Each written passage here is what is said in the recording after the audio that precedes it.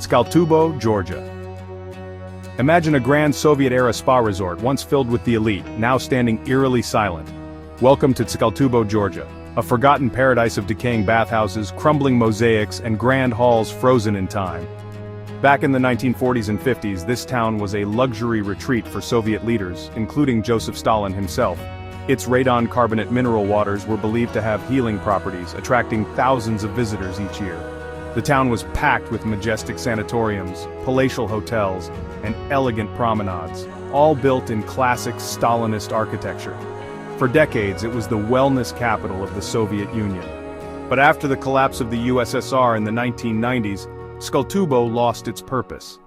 The once opulent resorts were abandoned, left to decay. Over time, they became makeshift shelters for refugees from regional conflicts. Today, these structures remain half-ruined, their once grand interiors covered in vines and peeling paint. But here's the twist: there's a growing movement to revive Tskaltubo. Investors and preservationists are eyeing these architectural gems, hoping to restore them into a world-class spa destination once again.